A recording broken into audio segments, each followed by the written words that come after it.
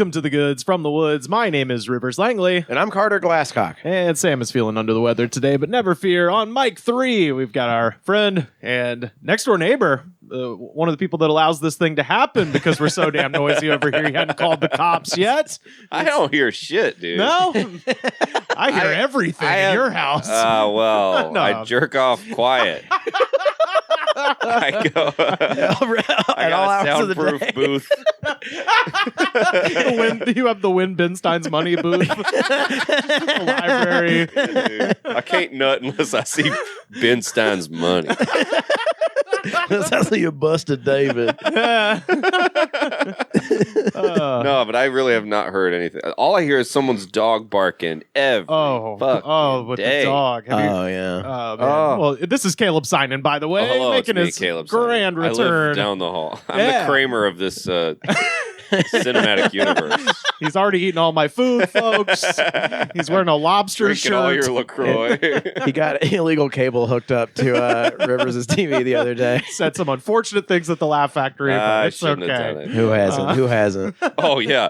Like, that's not even the worst thing I've heard at the Laugh Factory. Let's be honest. I saw Tim Allen before. Dude, you know. Chris D'Elia, there's all kind of shit yeah. at the Laugh Factory. I went to Yom Kippur with my girlfriend at the Laugh Factory. I'd never been before, and I'd never been to the Laugh Factory before that. Wait, so people go to the Laugh Factory to atone for the sins of the They previous have year. Jewish high holidays there, Right. And I couldn't help but think, I was like, man, I guess the night before, Dane Cook and Chris D'Elia were stand-up 69ing each other on the stage where they're passing the Torah around. It was a strange. It's strange. I didn't know they did that there, but I live right next to it, and Carly wanted to go, so I went. Hey, you live right next to the Laugh Factory? Yeah. I moved to West Hollywood. That's cool. Yeah, I like it. It's nice. Do you go there a lot? No. It's hard. You can't hang out there. Even when I go there and I have a good set, I'll get a beer and they're like, "Can you leave?" Like the booker, they don't want you to hang out. They want you in and out. Get out of here. It's weird. There's no parking lot. It's on a corner. Yeah, it's not welcoming there. I wish it was. It's a great crowd and it's always a good show. And they'll laugh at anything. I mean, it is a factory, so you expect that repetition. You know, Sure. It's implied. They really lean into that name. You know? They're not talking about the club; they're talking about the crowd. Right, They're a sure. Laugh Factory. And the Comedy Store, people steal shit there. The theft going on at the Comedy Store since Biden became president. Oh my God, out of control, Well, they unacceptable. account for that. They Yeah. budget for the. And at the Improv, people are zip-zaps off in each other. I know. And yes-anding. And The crowd always has that and look in their eyes. I never have a good set there. Oh man, well, I have every anticipation this is going to be a good set, as they say, Hell yeah, because dude. I went to Aldi today, folks. Whoa, boy. Oh yeah, Somebody's got some money. yeah, yes, the notoriously. some money they saved by going to Aldi. Yeah, I was wow. gonna say, yeah.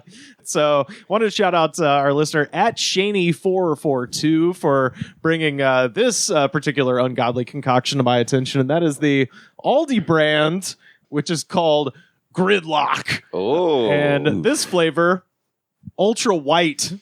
Whoa. That's the name of the flavor? It's literally called. It is really white. Ultra white. So what? Caffeine. Do you think it's Yeah. just going to be It's gonna be like, what's a vitamin water that looks like jizz? Oh, yeah, that like flavor, they're- just White sugar. cherry? Is there like a white? Yeah, So something like that. That's what I think. So like Monster they have like a flavor where the can is white, but it's not called ultra white. Ultra white? which Like, just- white's not a flavor. I know. Yeah. I think they just expect you to know because all the This tastes white. yeah. This tastes like Dave Matthews Band. No. This tastes like Lululemon. Yeah, you drink it and then your hiccups are just no.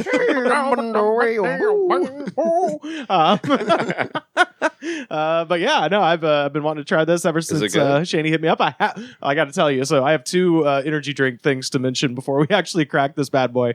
One, I actually bought two flavors. I was gonna have us do the low calorie blue, and I was carrying too many things in my arms. I walked over to the recycling bin to put some cardboard in there, and I dropped it, and it hit the ground, and then just comically sprayed me as if there was a person holding it. Like it was like rolling and just spraying directly my entire body, my fucking feet, my shirt, man. my glasses.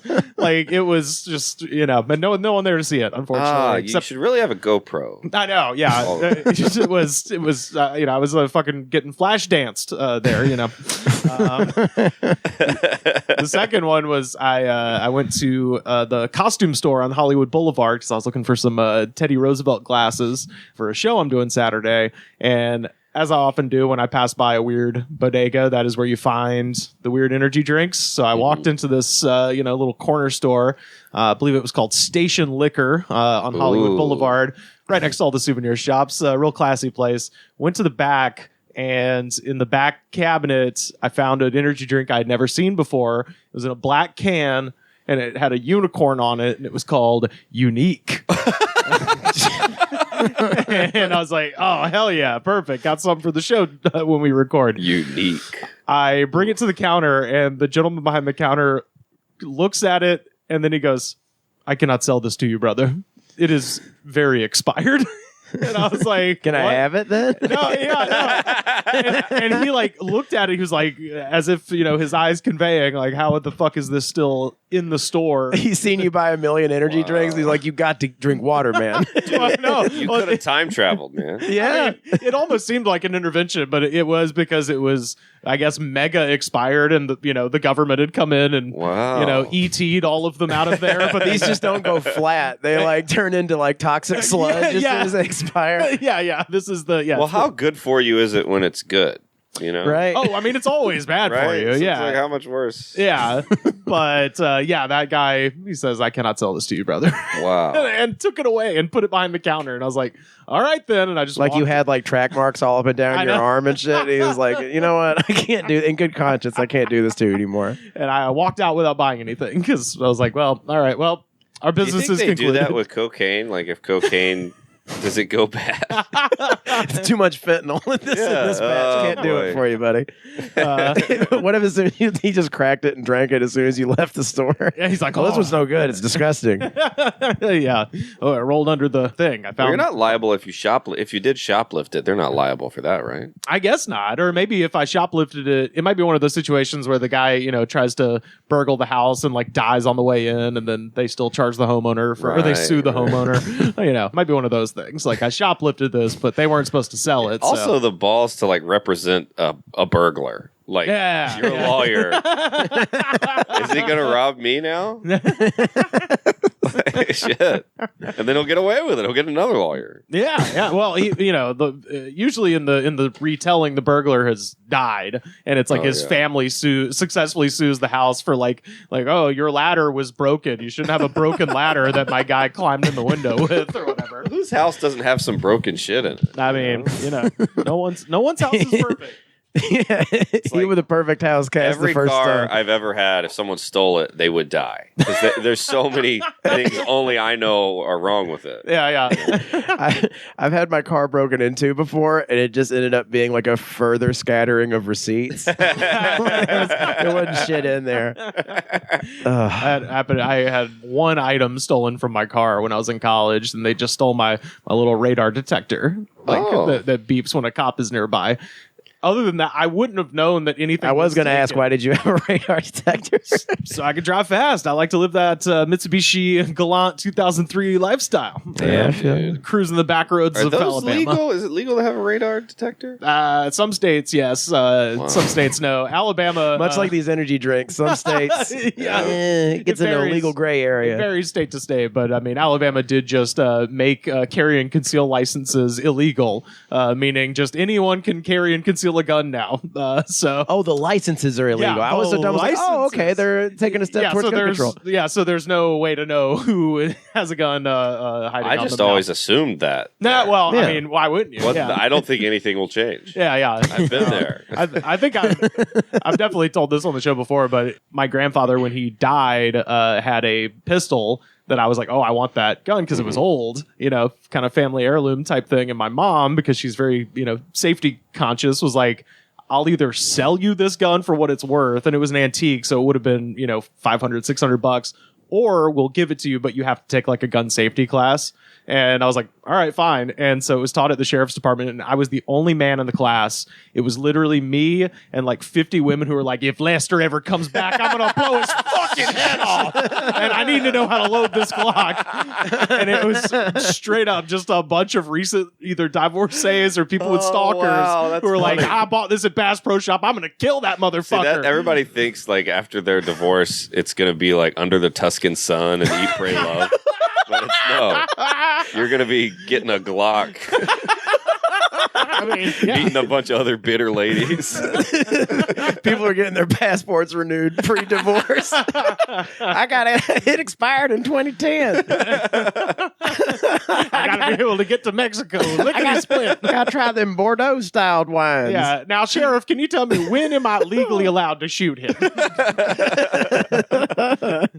That was like a real question. Like, that was half the class. Funny. Was the first half of the class was like how to clean the gun, how to load it, all that stuff, and then day 2 was when is it legal to shoot a motherfucker? And if they start shit. Don't start no shit. Don't start no shit.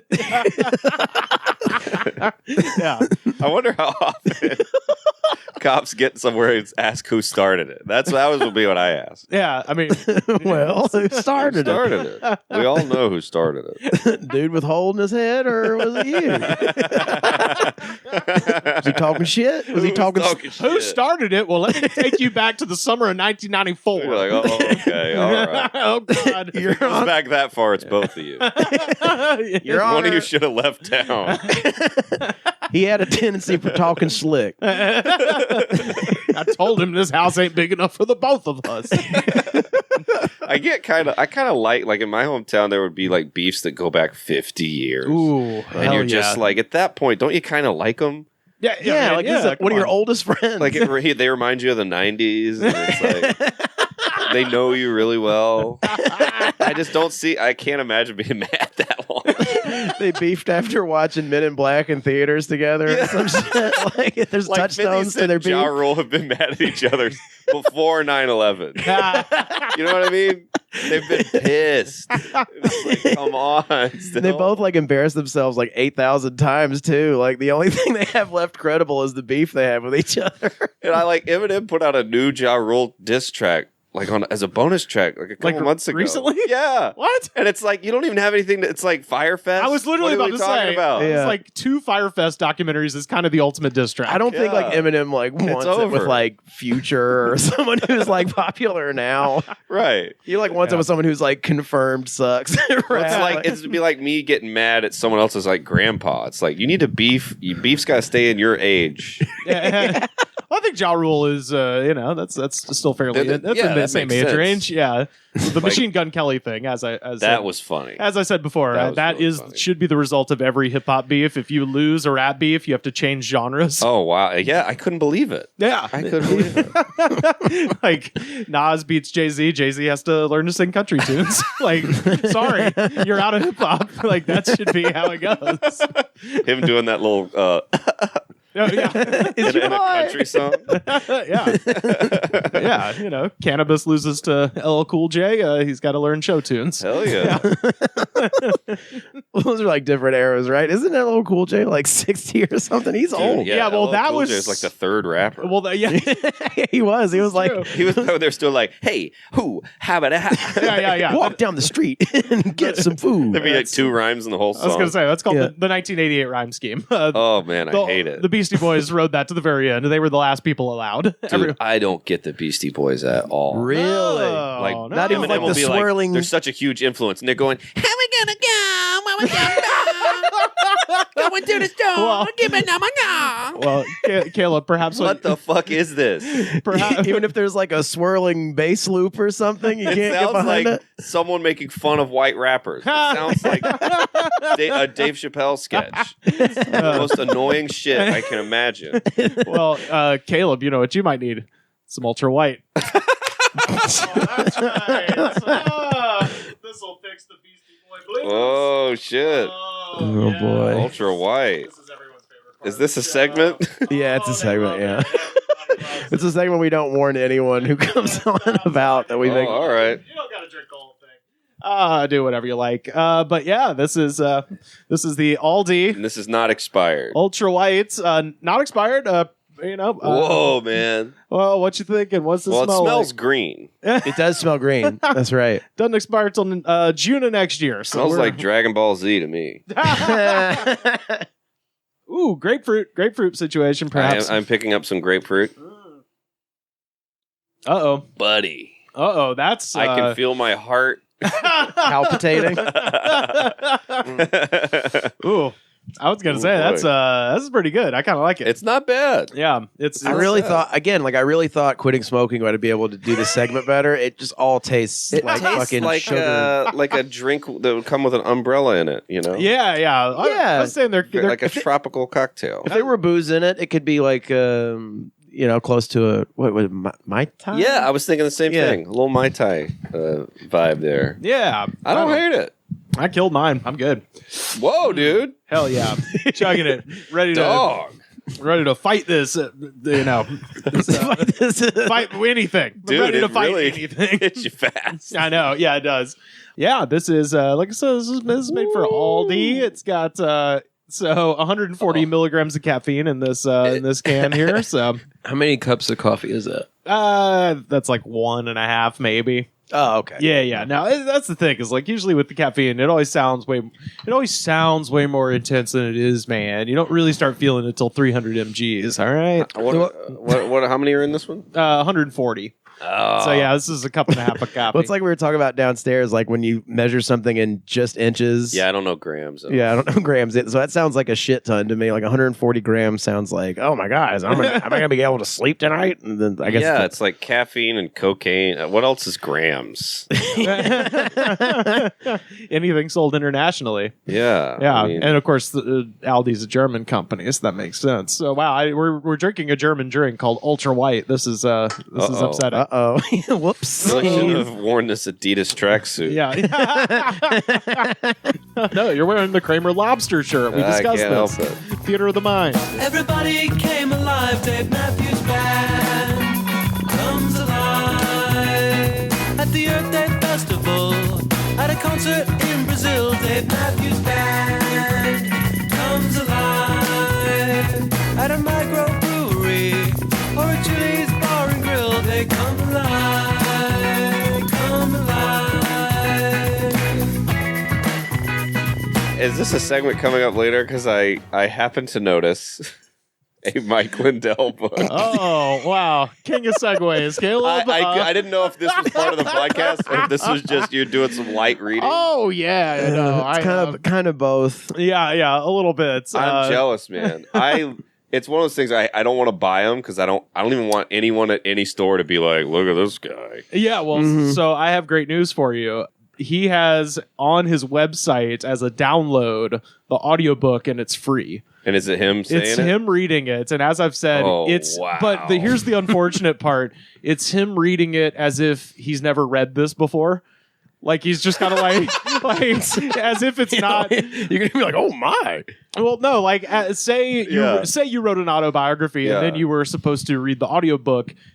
You would probably read it as if you were having, a monologue, a one-sided conversation, perhaps. Like, whatever. You'd put some intonation and stuff like that. It's literally just him being like, on the 4th of January, I found the perfect foam. The foam came in 2 different kinds. We mixed the kinds together. And it is that for fucking 4.5 goddamn hours. Just like that. Wow. No slowing down, no intonation, nothing. Just him being like, the 40th time I smoked crack was the craziest.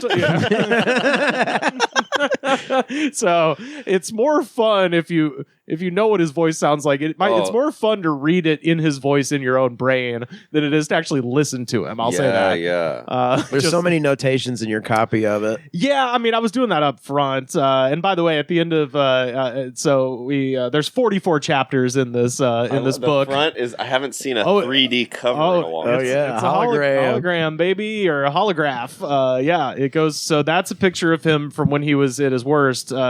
That was taken at when his crack dealers staged an intervention on him. And his crack dealer yes, staged an intervention? yeah. That's hilarious.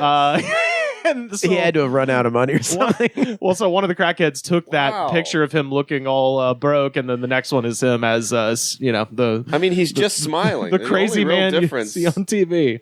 It doesn't look like he gained or lost weight. Yeah. It doesn't look. He got a haircut. Older or younger. He's still got the mustache. I mean, maybe the crack was bad, but he doesn't look that bad. Yeah. Wasn't Chris's assumption is that he's lying about all of this?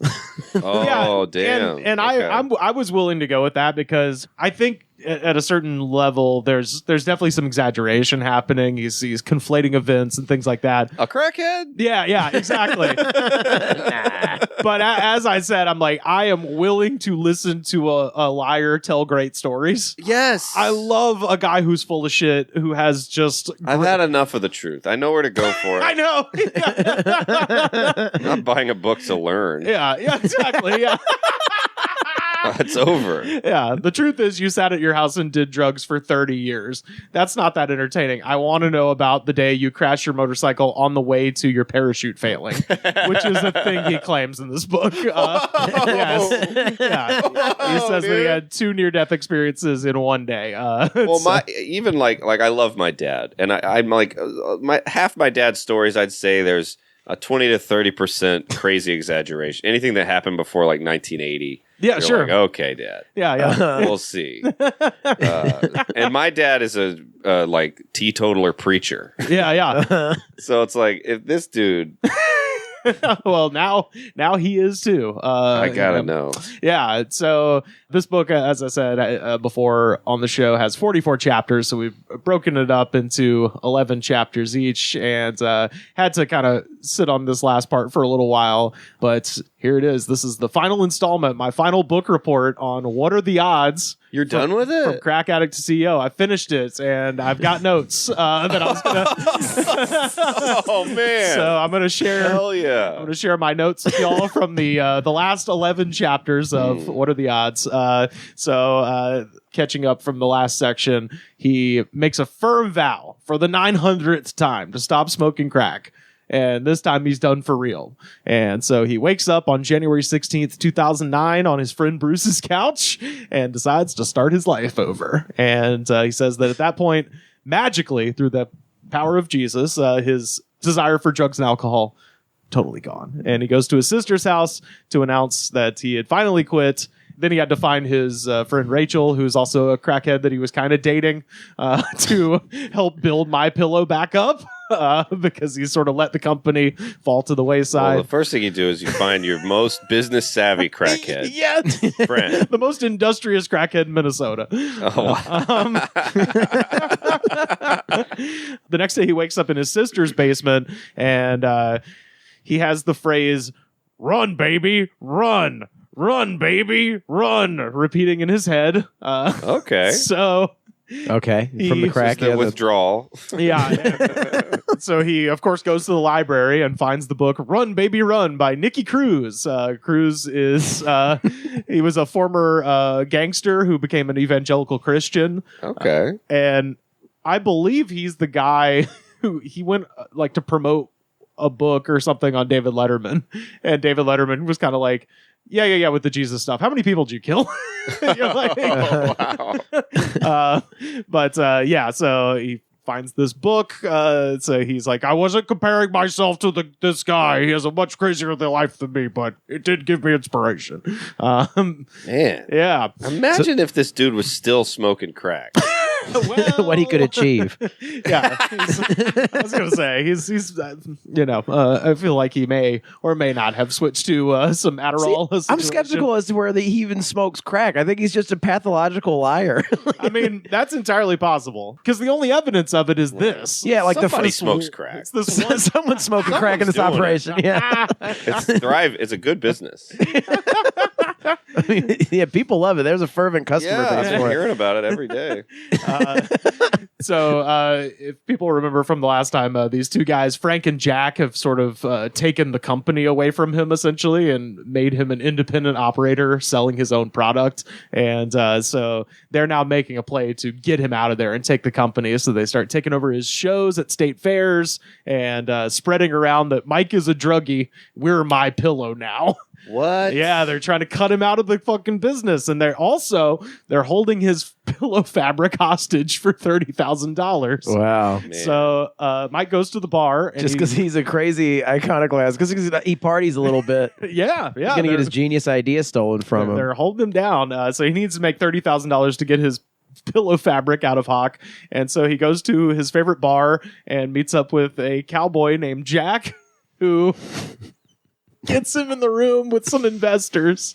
What city is this again? This is all in like Minneapolis. Like Minneapolis? Yeah, Okay. like he's from like some small town in Minnesota, but most of the action's happening in Minneapolis here.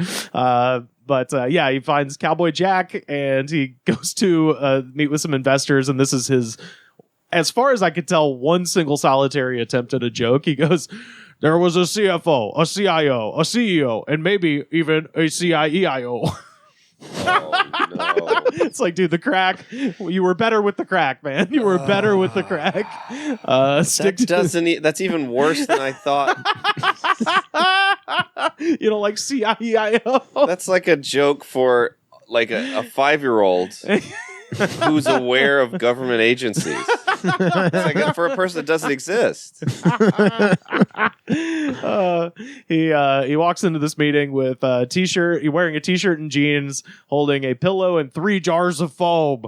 And he tells them, there's all these rich guys. He's trying to get 30 grand off of them. He proceeds to tell them about how he's been a crazy drug maniac. And they say, "Well, when did you quit the crack?" And he goes, "Last Thursday." Whoa. And they dude. give him $30,000 in cash. He walks out with a Halliburton full of 30. And I'm like, who are these insane rich guys? Is he right? I mean, Should we all do crack and then stop? it's like, Like the crack hangovers, like breed genius ideas. I don't know. I mean, if that worked. Every huge technological innovation of the last like 40 Floam, Nickelodeon Floam, Gak, crack hangover. Yeah. Gak, Floam, Tubi, Quibi, all the great ideas. everything that ends with an I. CISO. Crack hangover. Yeah, crack hangover.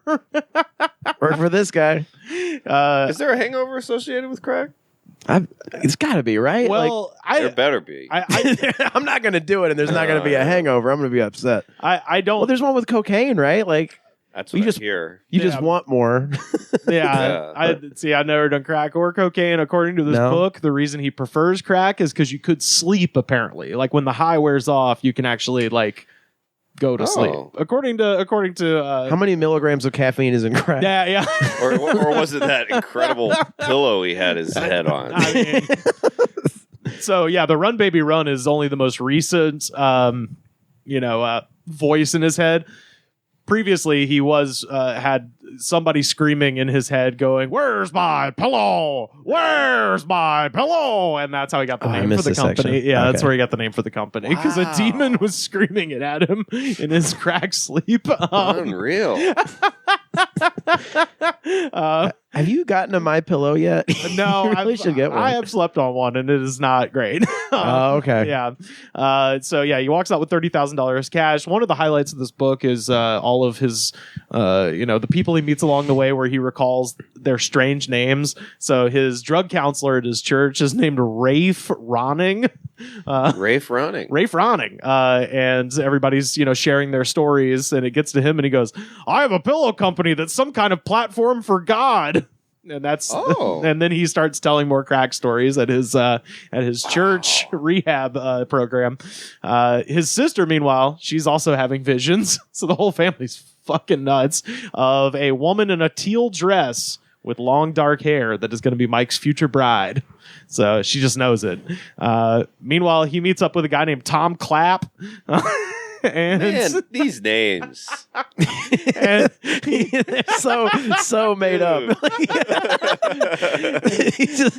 he's fucking Tom spitballing. Clapp. Tom There's Clapp. Rafe Rumdurm, and then there's Tom Clapp, and then there's there was Jim Durm, and then my sister, she had a vision of my wife. of my wife. My wife. Take my wife, please. Yeah, he tries another. Wait, there's an idea. Borat. Let's make this. And then I came up with Borat.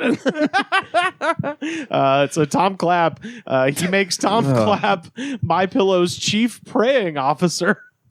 Chief praying officer. So he's like the spiritual council. Boy, that's a job I want. MyPillow. Yeah, I know, for real. If there's 12 money, hours today. yeah. You owe me. You owe me overtime, motherfucker. Yeah, dude. I prayed for 14 hours. Clock in with an app. And begin.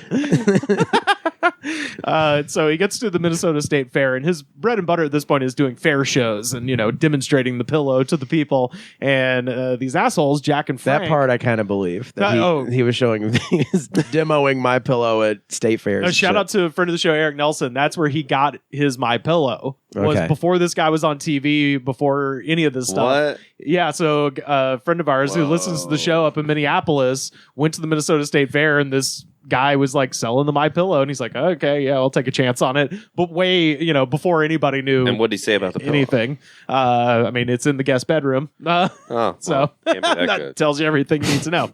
But yeah, he's at this. He's at That's nice of them not to throw it out. Yeah, just a subtle dig to all the guests. Hey, my neck hurts. I mean, Is it a conservative crazy person pillow in the guest bedroom? You could get a hotel. You could totally get a hotel. There's also the bed is ridden with lice. And the Mike Lindell MyPillow is what you'd sleep on. But you could get a hotel. It's right down the street. It's very affordable. at the Minnesota State Fair, the guys who were trying to take the company from him called the police and claimed that Mike was threatening them. And wow. but then Mike talked to the cops and was like, when was the supposed attack? And they're like, 1:05. And he happened to have in his pocket a receipt from across the fair at exactly 1:05. So he proved them a liar. So at the next fair, they got Listening to a toddler tell a fucking lie about breaking a vase. Like it's the same. Wow. at the next fair, Frank gets on the mic that goes out over the fair and says, there's Mike Lindell. He destroyed his business because he's a no-good meth addict. And Mike yells back, it was crack. Get it right. Wow. That's pretty funny. I'll say that. That's funny. That's a funny line. He then begins a fight with the Better Business Bureau. Oh, wow. Which he's Enemies of fun. he currently still has an F, like as of right now. If you go to Better Business Bureau, MyPillow has an F rating, and because he has all these weird pricing schemes where he's like, it's 2 for 1, but it's the price of 2.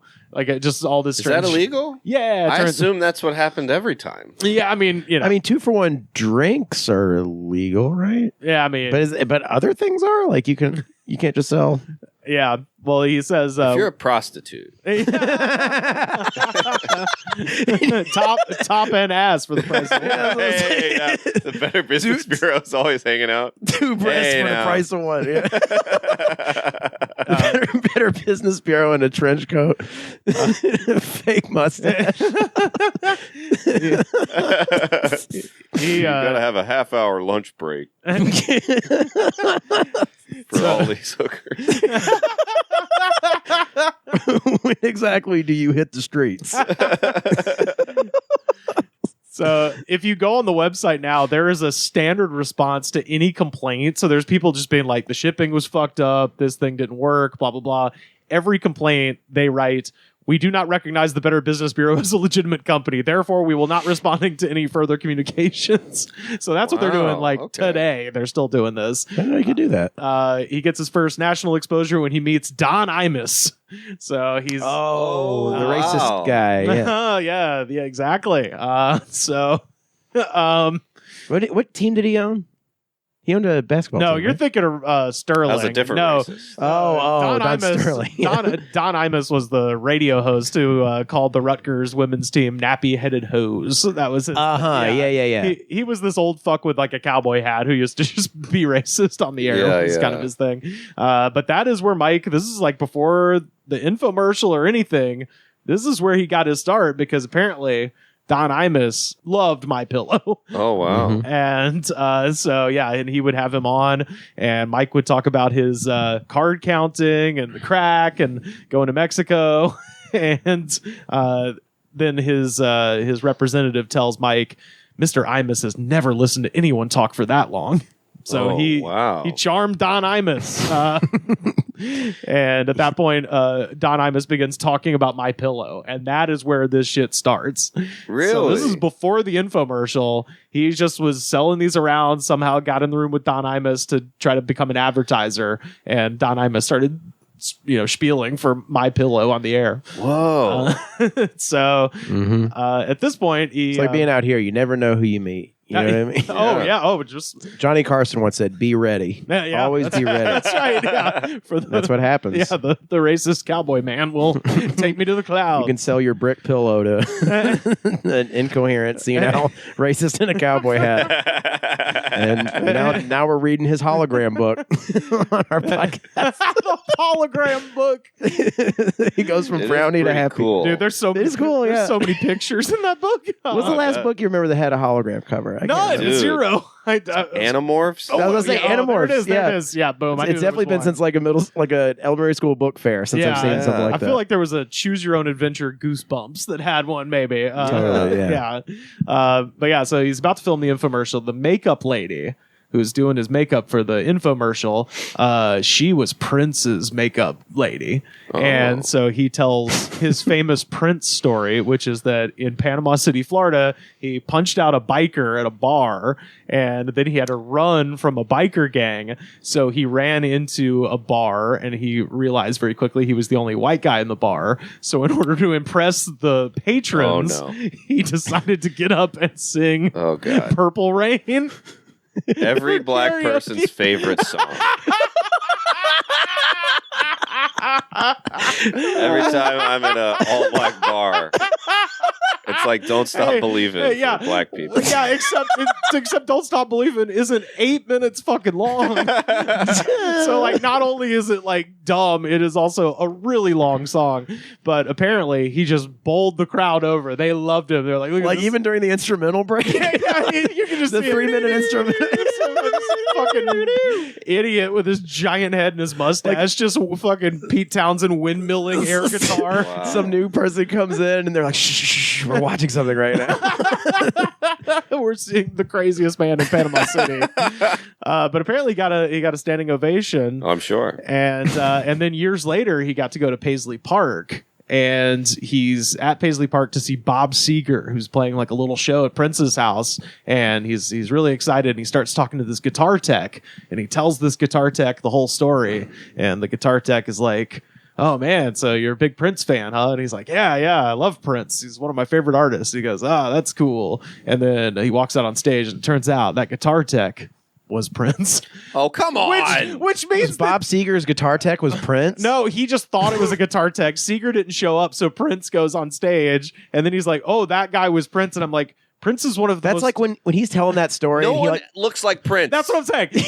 only Prince looks like Prince. No one. That's like having a conversation with the Hamburglar and then being surprised it's the Hamburglar. Like, Prince is one of the most distinctive human beings on earth. Like, that story, like when he told people that story, like he would just see like the interest like leaving their face, and he's like, and then it turned out to be Prince. Yeah. And then he like tried to get him back with that huge lie. Well, so apparently the makeup lady who was Prince's makeup lady goes, oh my God, that was you? That's Prince's favorite story to tell. No, it's not. No, it's not. I've watched interviews with Prince. I've never heard.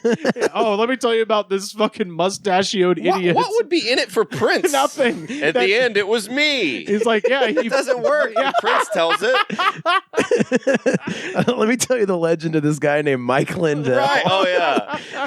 Hey, you know that pillow guy who's on at 3 a.m. on Fox News? One of his last interviews, like, Prince, we'd like to talk about your new record, No. Musicology. He's like, No. records come and go. Let me tell you about this guy I met named Mike Lindell. Oh my god. He films the commercial. It goes wide. This is when most people become aware of him. His famous moment in the commercial where he screams, "Down pillows are ruining America," and he throws a down pillow across the stage.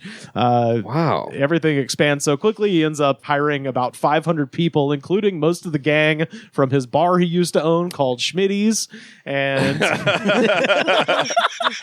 this is like a story. You know when Joe Biden starts talking about shit that happened in the corn 50s? pop and this is corn pop. Yeah, this is corn pop. I hired everybody from the gang down at Smitty's.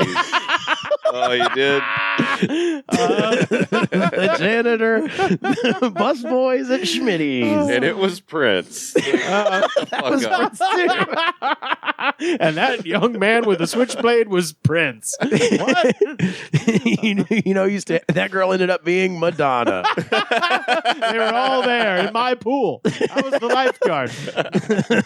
We had sunflower seed spitting contests. His ghostwriter must have just been like, can you get this down to some bullet points and I'll try to. I was the one who could blow the biggest bubbles. Well, I mean, there's a good chance all he did was just buy stories from other crackheads for his crack. He gave them a crack rock. It's a good they deal. gave him a chapter. Hey, Much like any young man would do back in the early days of stand-up. He would buy crackhead stories from all the up-and-coming crackheads. That's how that's the dirty little secret. Everybody makes it with crackhead stories. so his sister, unbelievably, meets the woman that she had seen in the vision, and her name is Kendra. Meanwhile, Mike is at the Riverside Casino, and he meets a lady named Dallas Yoakum. Oh, come on. And asks... He never takes a night off. Is he considered he's so intolerable that everyone's giving him a fake name? Oh, buddy, this shit with I'm Dallas, Prince. So, this shit with Dallas Yoakum is unbelievable. He asks her to marry him after dating for a month. The sister hates Dallas Yoakum, like hates her because she's not the God vision that she's had. They have $100,000 wedding. They sign a prenup. He makes that very clear. Boy. It's like you might have had some reservations. The marriage lasts 20 days. Oh. And Oh, boy. And- I would have loved to have seen those 20 days. and at the court proceedings, she tells him, Mike, I'm not in love with you. You are boring. Oh, no. Which if It's anything, not true. not true. He is not boring. Goes against all of these chapters that we've just read. It's like he's a lot of things. maybe that's the only thing that's true, and the rest of this is all made up That's- bullshit because he's a pillow guy who has a very unextraordinary life, and someone called him boring, and he's like, "Oh yeah, well have you met Prince and Lady Di? I don't think so, because I was a crackhead that flew a plane into into the fucking I don't know." This I looked for this so fucking hard. I could not find any remnant of what the hell he was talking about. But he says that one night he's watching TV and he sees another guy with a mustache selling fake MyPillows on his TV. What? Like he's flipping channels in Minnesota and some rip-off MyPillow company has a fake mic on TV being like, check out my pillows. And he's like, that doesn't sound like me. Did he just see his own commercial? I don't know. Like a dog looking in the mirror. Tries to attack the TV. The company is called Telebrands and he sues them. So MyPillow, like the infomercial's starting to die down. He has to go count cards out in Vegas, which is what he's been doing this whole time to make money to cover his payroll. And then on the way to the casino, God speaks to him directly and says, go to church tomorrow, Mike. You are done with gambling. Don't worry about counting cards to cover your company's expenses. You must meet Kendra. She is the one. Through her, you will be closer to me. This reads a lot like the Book of Mormon. Like when you start reading the Book of Mormon, like This is why you plot out a story before you start telling it. Right. Because it starts to where you're like, oh. And then, So he turns around and never becomes this crazy like Greek mythological tale until you get to the actual thing that happened where quote God intervened. Where someone had the mental break and he turns around, never gambles again. Next thing you know, he's deer hunting with his friend Tom Shrimp. oh, come on, Tom Shrimp. What are we doing? Mike. Tom Clapp, Tom Shrimp, Rosen. they're all named Tom. Oh, I got all the best Toms. There's Tom Clapp, Shrimp, Green. Oh, boy. All the best Toms are here. He's just like looking at shit in the room. There was Tommy doorknob. There was Tommy toilet. There was I remember Tom shoes. Tom Tom Shrimp. shoes. I'm sure he's got a Tom shoe. Tom Shrimp does not get along with Tom Cinnamon Toast Crunch. Tom wallet. Tom house keys. Jeez. This guy. Tom mustache. He's just looking at himself. Tom hair. Tom forehead. How many copies of this book have been made? Dude, well, the thing with this book, I remember when he had his cyber symposium back in August of last year. They just said there were fucking like boxes of these goddamn things. They couldn't give them away because so many people and like not. You know, it was basically the entire attendance of the cyber symposium was nothing but like right-wing psychopaths and then like journalists making fun of it. Mm-hmm. That was everyone. Even the right-wing psychopaths weren't taking copies of this. And meanwhile, I'm sitting here like, I kind of want to read it. And shout out to Hobo Eddie because one of our listeners sent this to me for my birthday. But he's deer hunting with Tom Shrimp. And that is... Well, it's not a family name. That's not even what you call Tom Shrimp. You can't keep repeating that point.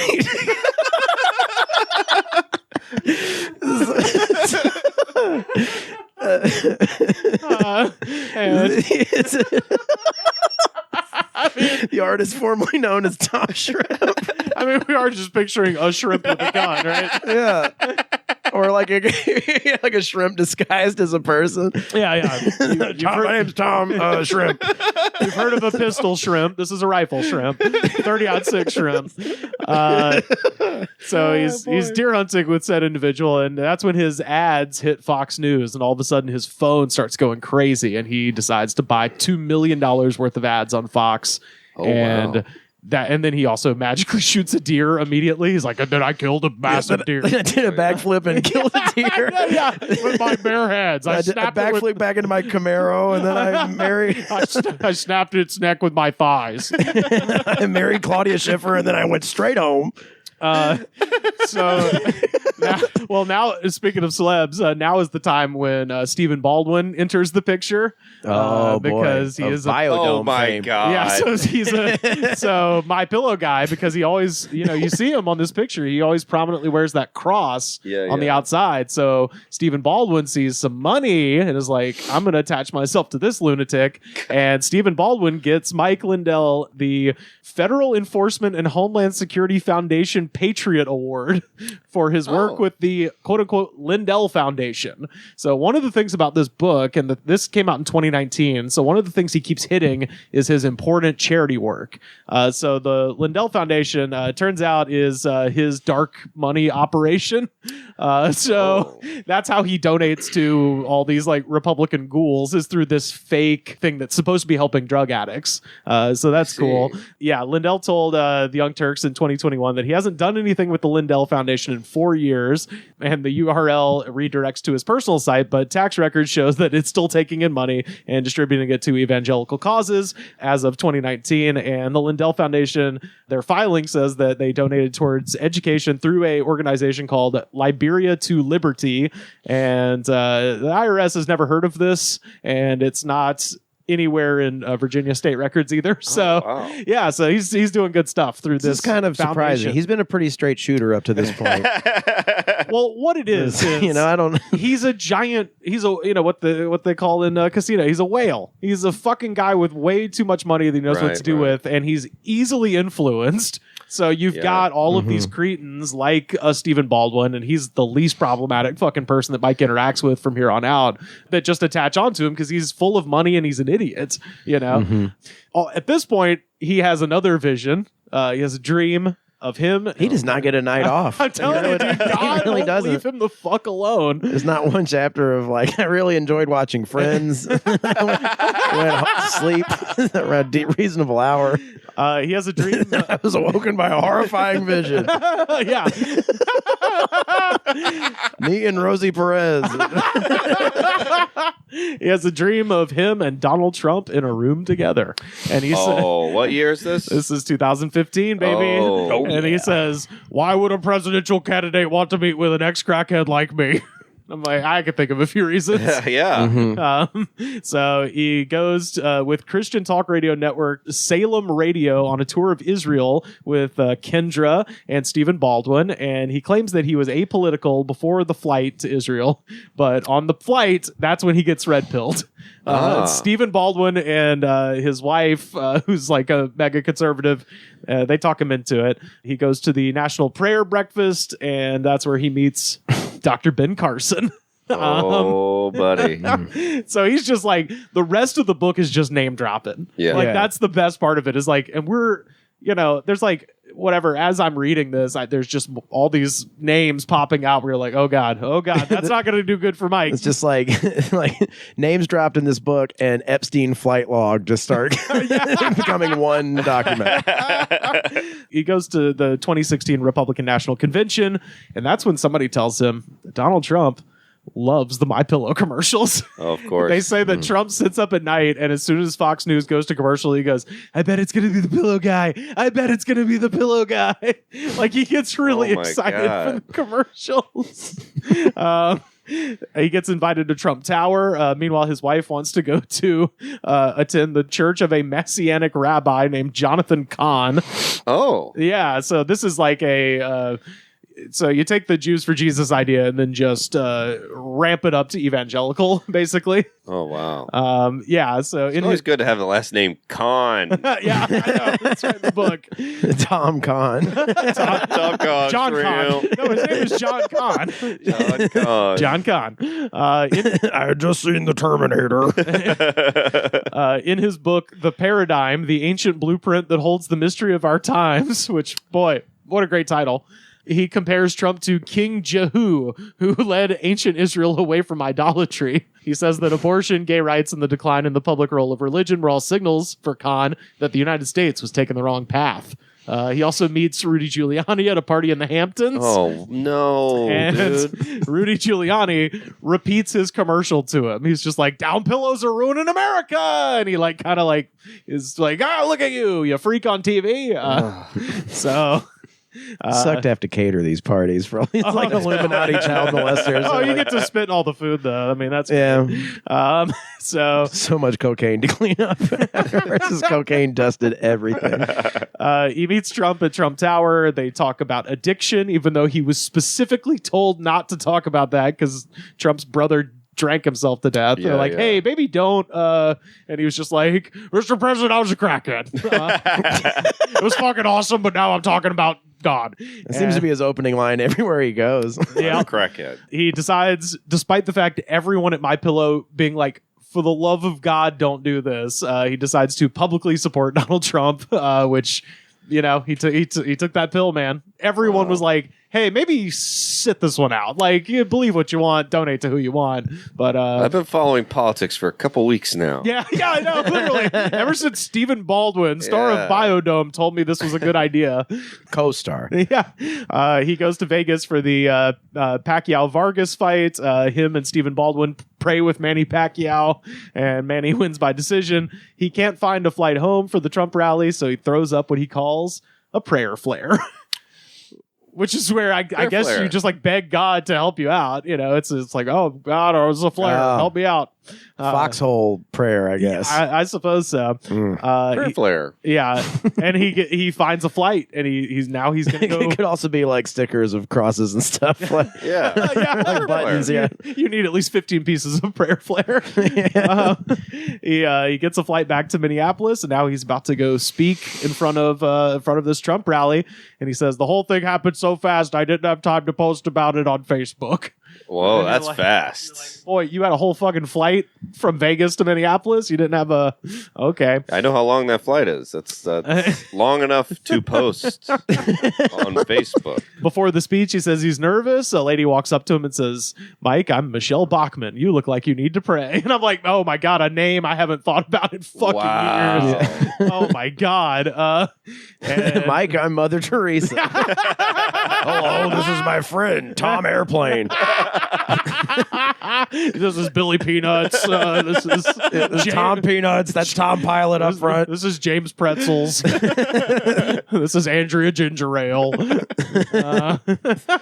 Oh, man. This is David Vomit Bag. Okay. Tom Collins, Tommy Lee Jones. I've met all the Toms. And the media ignores his speech. He gives this amazing speech in front of all these people, and the media ignores his speech. And so that's when he decides the media sucks. He's like, they weren't talking about that. They were talking about, whatever bullshit about the campaign. Who told him to write this book? No one. No. Throughout the book, he keeps saying all of his crackhead friends are like, Mike, when are you going to write that book? Like, he makes references to the book in the book. Oh, wow. Like, the crackheads have been telling him for years he needs to write this down. Right. Like This was years in the making. he's like planting seeds to be like, I've always been meaning to write this book. He's just a boring guy who had a ton of money, who got used by conservative shitheads, and now he's like, I have to tell the legend because I'm a key figure in this movement now, apparently. With 5 pages left in the book, he goes to the Philippines and meets with the dictator Rodrigo Duterte. Oh, no. to talk about Mike. addiction with Duterte. I'm like, oh yeah, the guy who executes drug dealers and users. Like, that's his thing. And Hey. he's like, hey, no, this guy who can be reasoned with. And then the last thing is he gets invited to participate in something called Restored Warrior Drop Zone, which is 5 days in the mountains with combat veterans. Which I'm like, why is the pillow guy in with the combat veterans? Like, what? But it's all about the J, man. You know, it's all about the G's, Man. And so the preacher at this retreat up in Lake Tahoe tells him, Mike, God's been chasing you this whole time. You just gotta let him catch you.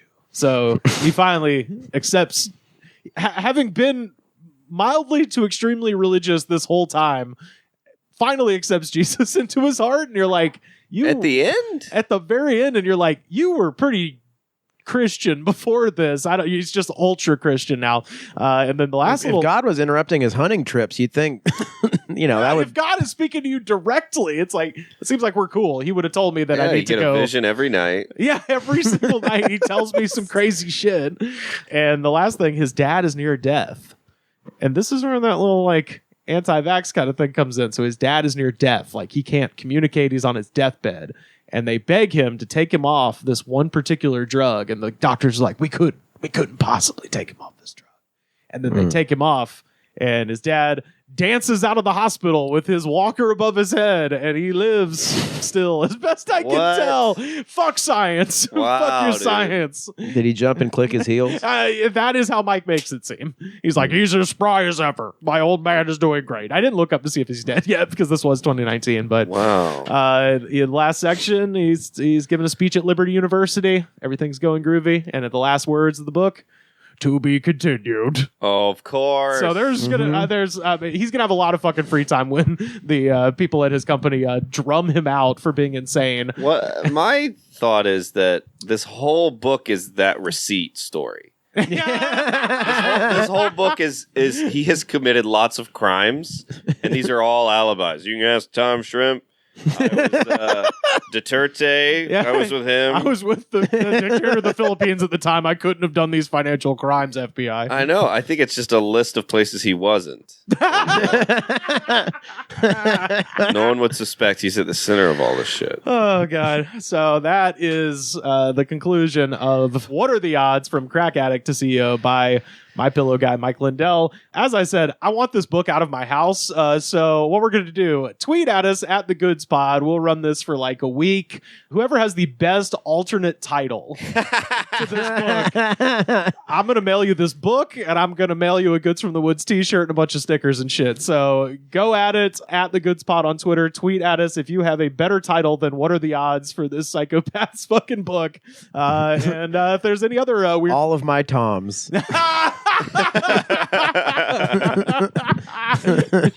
Tom Shrimp. Tom Shrimp is too good. Yeah, so tweet at us and we'll send you this goddamn book, and you can do whatever you want to with it. I don't give a Hell shit. yeah. But thanks again to Hobo Eddie for sending it to me. It was a joy to read. And if you have any weird books you want me to read, hey, mail them to me. I'll do this again. I Hell swear yeah. to God. How long did it take you to read that thing? I read it pretty quickly. I just I broke it up into 4 sections to cover on the show, just because Right. covering the whole thing would be ridiculous. But That was one section? that was the last 11 chapters. Oh my yeah. God. Dude, he meets the dictator of the Philippines with like 2 pages to go, and you're like, but that what? But the fuck? This guy can't just Oh, make a man. cameo here. I gotta catch up on the first part. Well, like I said, it's free. No one has to buy shit. You can just download the audiobook and listen to Okay. him just go, Tom Shrimp was a maniac. He was the best deer shooter ever. That's when I invented the moonwalk dance at Schmitty's. Also, I have 6-pack abs. And I'm a Deadeye shot. Hello, I'm Mike Lindell, the CEO of MyPillow. Cancel culture has not only affected myself and MyPillow, but also millions of you out there. Well, my employees and I want to personally thank each and every one of you for all your support, and we want to pass the savings directly on to you. So go to MyPillow.com now and use the promo code on your screen, or call the 1-800 number below to receive this exclusive offer. Thank you and God bless. I want to talk hometown real quick. Do my little hometown question for Hell yeah, Caleb. dude. Let's talk Royston, Georgia. Yeah, dude. First question. Local legend. Well, I think everybody knows Ty Cobb. Oh, shit. really? Oh, shit. Yeah, He's yeah. from Royston. Whoa. So wait, is that house still there? Wasn't there a thing where like his dad got shot because he was like on the roof trying to catch his wife's mistress going out the window, and That they sounds shot right. him? Some crazy shit Sounds- went down with his dad. That was a different time. It's very common for dads you weren't around for that. to be on roofs, shooting guns. You know, who are we to judge? Yeah. He was like the first bad boy Oh of yeah, the... he was a bad boy. Yeah, Yeah. he beat a man with no hands nearly to death. Yeah. Right. Yeah, it's real bad. Well, he might not have known. He might have been like, "This fight's going oddly good." No, well, yeah. They just covered this on the dollop yeah, this you week. don't know until later. Yeah. The guy apparently the last time he had fought him, he had his hands, and then he lost his hands in a factory machine, and then the next time he fought him, he lost real bad because he didn't have hands no more. Boy, Ty Cobb, baby. what are the odds? Yeah. My enemy lost both his hands. I'll get you this time, you son of a bitch.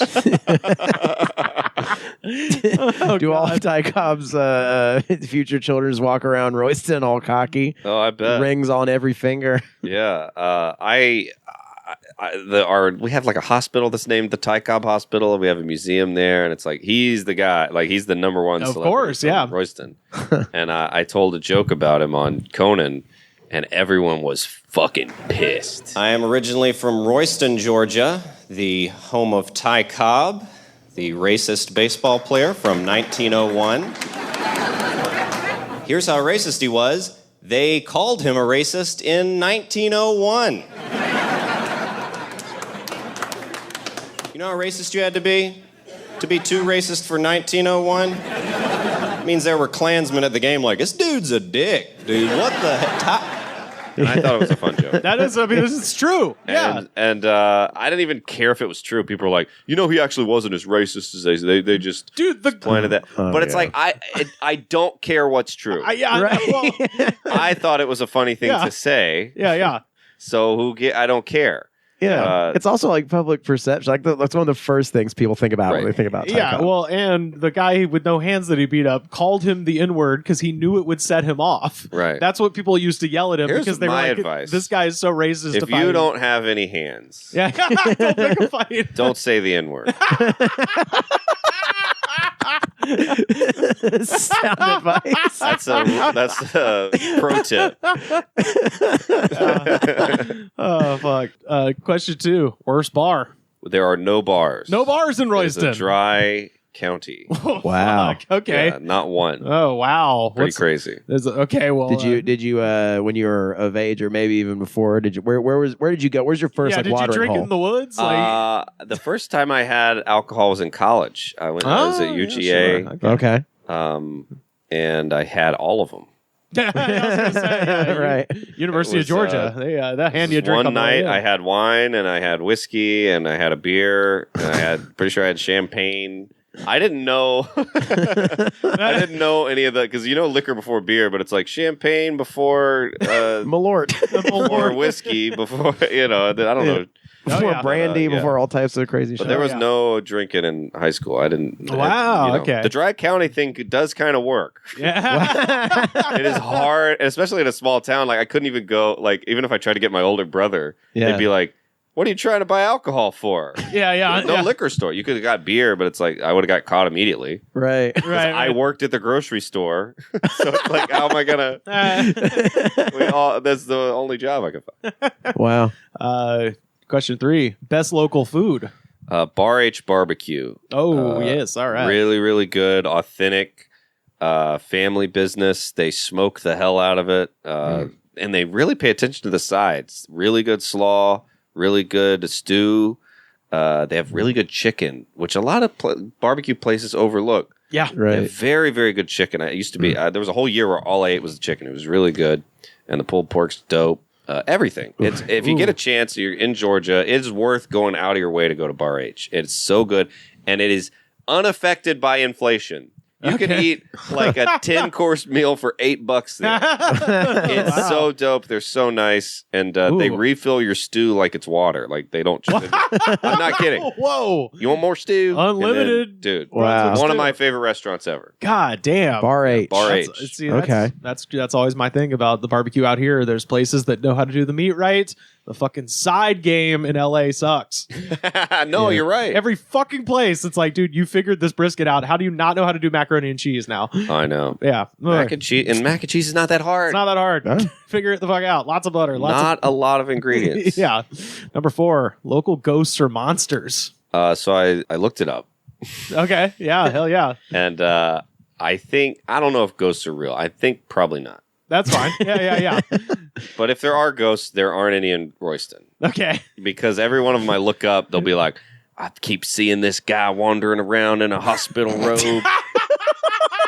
And he's pissed somebody stole his car, and I'm like, I think that's just I don't think it's a ghost. That's a guy. I think that's a guy. That's Ty Cobb's Every single ghost sighting, it could have been a person. Yeah. It's Ty Cobb's great grandson. You know, It's like they're just so blown away to see a person they don't recognize. It's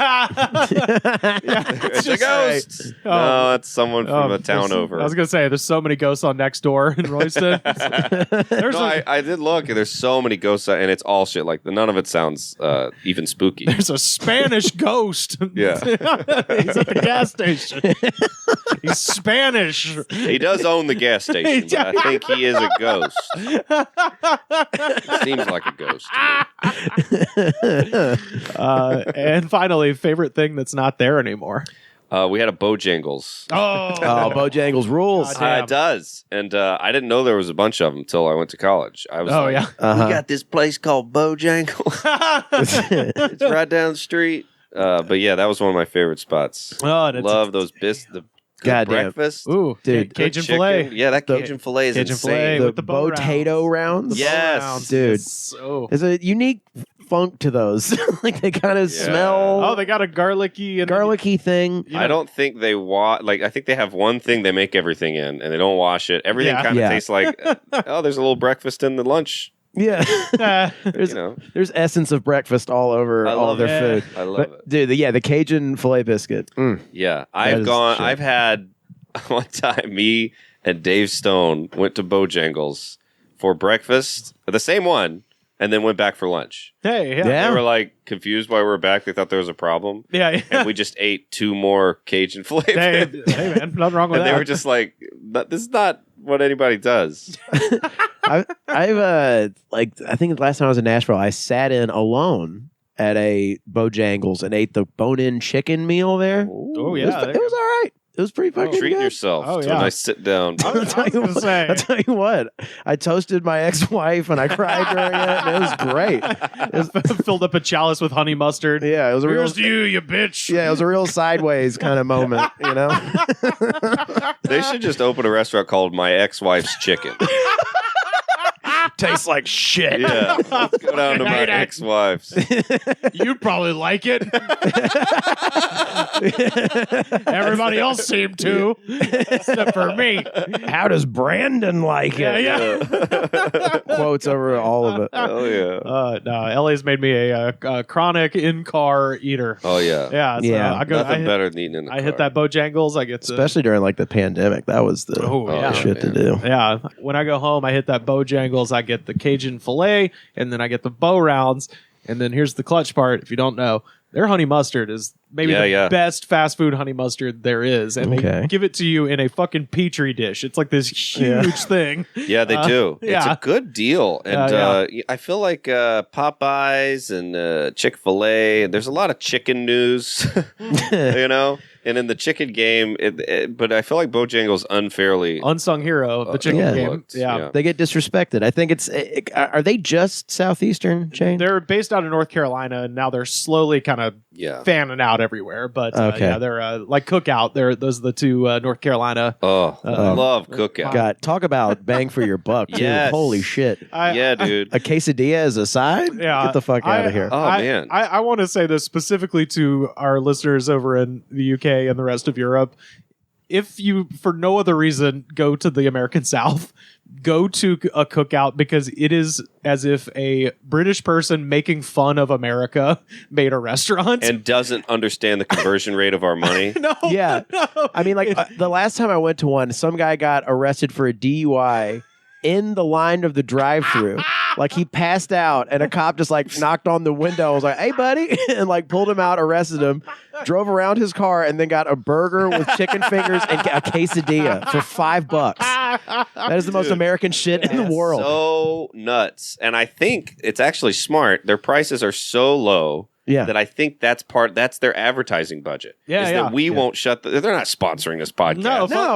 I talk about Cookout like 3 times a week. Yeah, hell yeah. And it's just because the prices are crazy low. Yeah. I think they don't even need commercials. Everybody's just like, you got to try it. Yeah, if anybody remembers season 3 of Arrested Development, where Charlize Theron and Jason Bateman go to the restaurant in Wee Britain called Fat Annie's, where he's looking around going, I think they're making fun of us. That is what I feel like looking at the menu of Cookout. I'm like, if any person from the UK or anywhere in the world, any person in the world, specifically the UK, it's because it is literally like you can get a hamburger with a side of hot dogs. Yeah. Like that's a real Hush thing. puppies and a quesadilla and a chicken it's sandwich barbecue and a chicken wrap it's fucking and a milkshake, fries, milkshake. Stupid.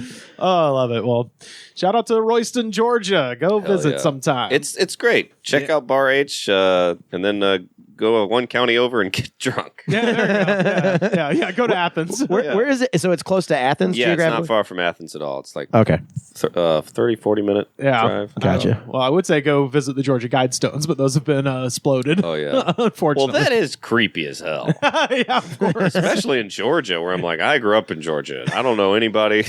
What the fuck? Keep the population low. Yeah. It's like, okay, that's weird.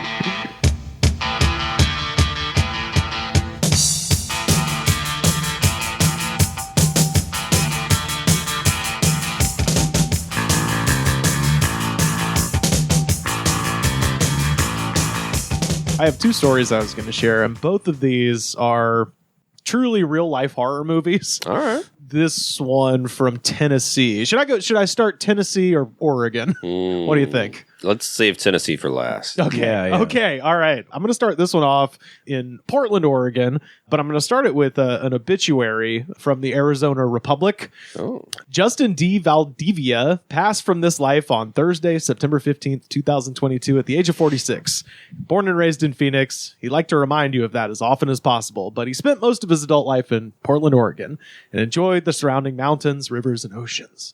But he loved the desert the most. Justin's grandmother once told him that he was the most special, handsome boy.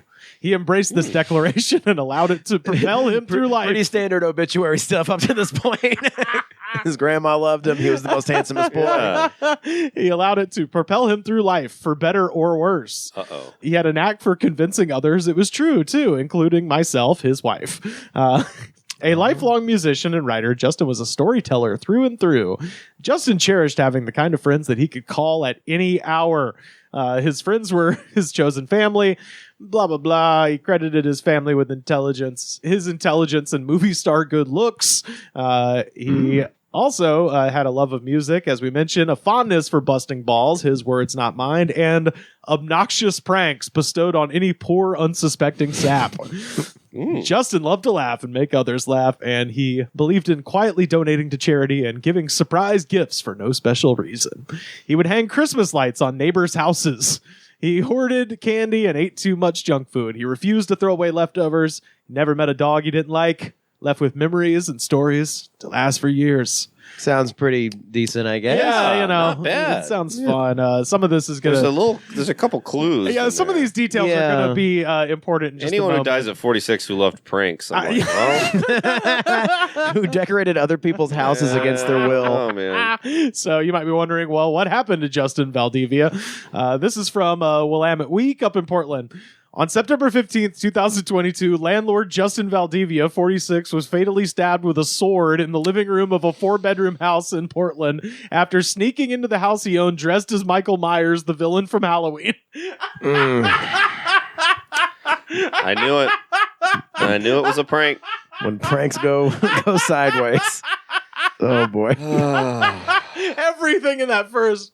I mean, a man is dead, but you will not feel bad for him by the time I'm done with this. But Stabbed with a sword. A sword in the...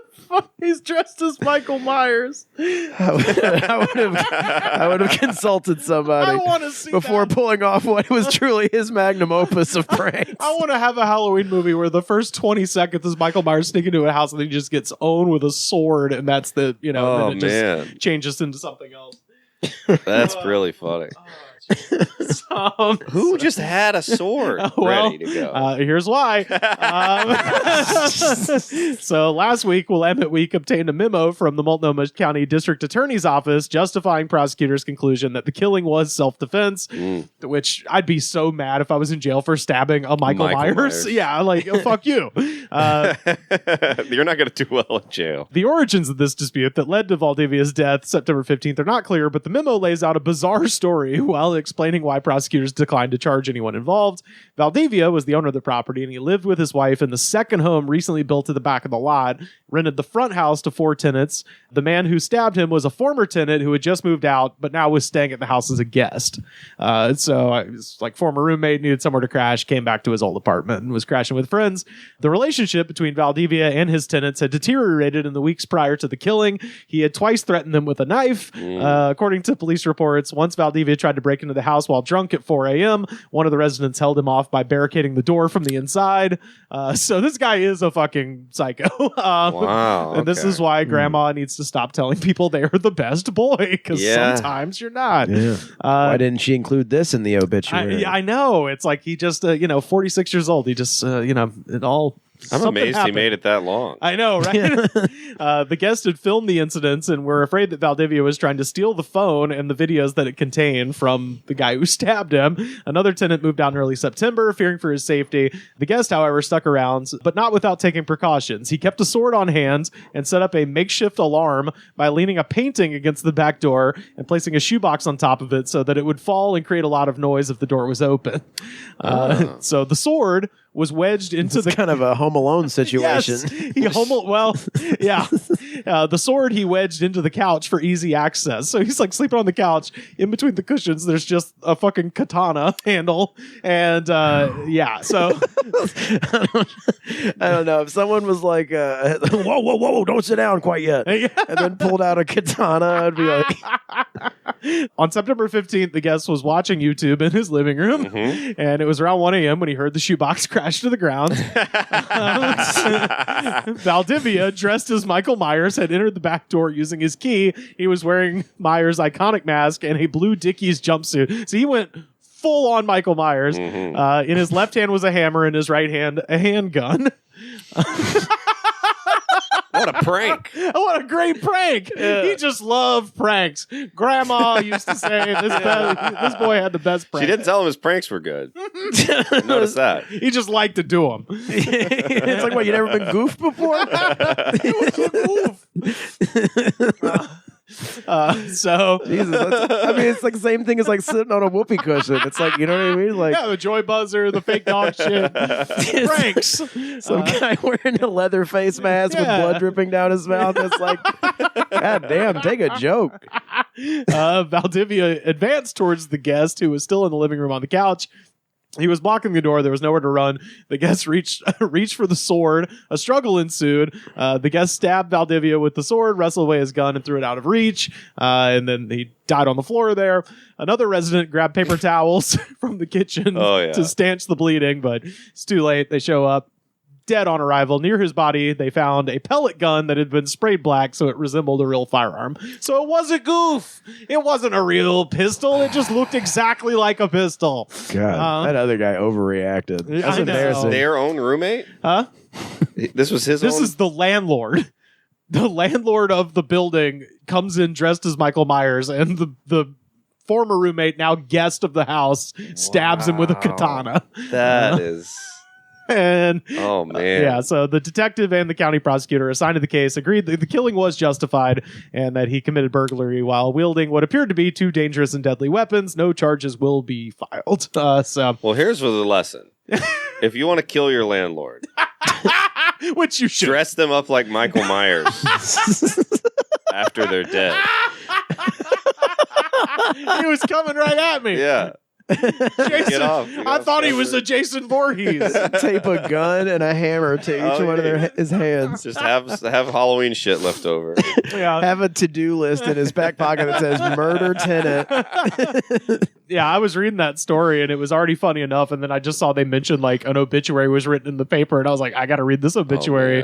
And I was like, boy, you really just can't beat, he could call it any hour. Yeah. Or any hour. Yeah. Well. Obnoxious pranks bestowed upon any poor unsuspecting sap.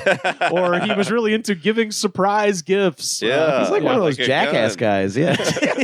Yeah. He's like the Preston Lacey of that that building. Oh, Preston's the smart one. He wouldn't get stabbed. He's like the wee man. Yeah. This is Bam stuff. Bam stuff. Yeah, this is Bam. Yeah.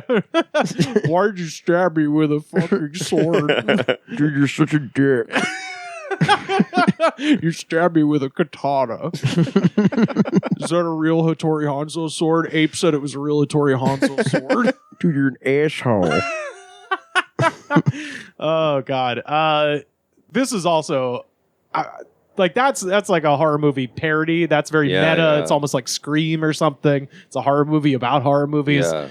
This is just terrifying. So this is from Knoxville, Tennessee. We got a guy. Balls. Yeah, go balls, baby. We got a guy named Jacob Yerkes. Okay. Yerkes. Yerkes.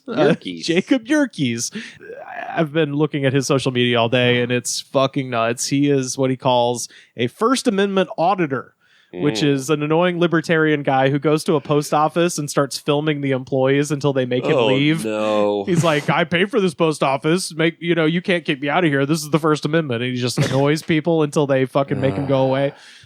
So, already off to a bad start. But yeah, this is from WATE in Lenoir City, Tennessee, which is just outside of Knoxville.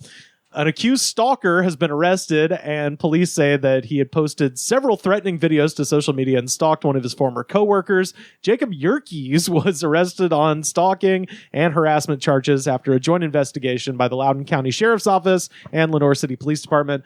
Public interest led the FBI Joint Terrorism Task Force to also become involved in this case. So he's already like an annoying edgelord libertarian shithead that goes to places and films, and also, he is actively stalking a woman at the Cracker Barrel where he works and trying to get her to listen to his music, which I guess I'm going to do that to you guys. I'm going to make you guys listen to his, a sample of his music because it is notable. We give a platform to so many horrible people. It's notable to say the least. You're not going to believe it because it is... I feel like the writing of this season of reality has been way too corny and on the nose because it is I mean, it couldn't be any more perfect for what you think it's going to be. But basically, this woman has told him that she is gay. And he, whether she is or not, it doesn't matter. But it's extra funny because you could just imagine her just being like, "No, I'm very gay. I'm so gay. Get away from me. I'm really lesbian as hell. Please fuck off." Lesbians love Cracker Barrel. Yeah, I all know that. They sell T-shirts that say that on the back. So, records show that Lenoir City Police first encountered Yerkes when he went to the city municipal offices, where he said that he had been threatened by this woman's father after trying to impress her at Cracker Barrel, where she worked. He went on to say that he was just trying to let her listen to a song that he had written for her. Oh, no. And he made several comments that were very odd. Said some things like women fantasize about being stalked, and said some other comments that were just very inappropriate, according to the cops. This story, I don't know. Maybe I've just been like reading into it too much. This is the perfect microcosm for what happened with the midterms, because this guy is such an online edgelord crazy guy that he thinks that he can go to the cops, who he sees as like this, kind of, vaunted institution of conservatism, and be like, a fucking crazy incel, essentially, and being like, she won't talk to me. And the cops are going to be like, yeah, bro, that sucks. It's like, no, they're normal. Yeah. Which is at work. Yeah. So like, it's like the Republicans ran all these fucking crazy people. And like, most people are like, yeah, I'm conservative, but like, I'm not online 24/7. I don't fucking understand these crazy people, Yeah. It's one of those things that I don't think they understand, that like we're comedians. We're online people. Yeah. Oh, yeah. I even know theories I know aren't true. I'll read the whole thing. Oh, yeah. You read that whole book. I love it. Yeah, it's crazy. Most conservative people go to work. They come home. Yeah. They fight with their wife. They spank their kids. They eat some mac and cheese and go to bed.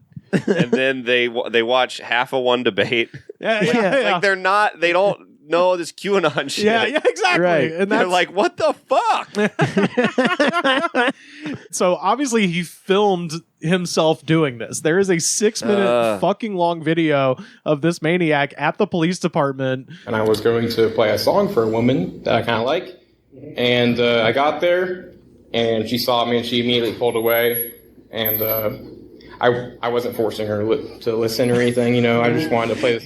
He has not been arrested at this point. He voluntarily went to the cops to complain about the woman's father being like... Head him off at the pass. Yeah. So like clearly this woman was terrified, told her dad, like, this creep at work won't leave me alone. The dad called him, was like, I will murder you. And then he went to the cops being like, her dad said she would murder me. And it's like expecting conservative cops in Knoxville, Tennessee to be like, oh yeah, that's fucked, bro. It's like, no. They still are like, you don't fuck with people's daughters. They will help the dad beat the shit out of you. Still, you can be crazy online all you want, but like when you try to put the rubber to the road, you're a fucking idiot. So he sang this song for the cops. Oh, buddy. All right. So this is the the song. So his Twitter is still up. His YouTube, he has cleaned the YouTube. So there's nothing on the channel. It's still up. The channel is called Jaker, the Knoxvillian Sentinel. So that's the name of the YouTube channel. Knoxvillian is the only thing I can tolerate in that title. He calls himself the Knoxvillian. Yeah, it's right there. But Jaker, the Knoxvillian Sentinel. And he had all these videos. God bless people at the Daily Beast doing the hard work, preserving these sorts of things. So this is, I think the one that we have to hear is the song Kinetic Energy. It was spelled Kanetik. Kinetic Energy. Here you go. This is Jaker the Knoxvillian Sentinel. Oh, getting horny already.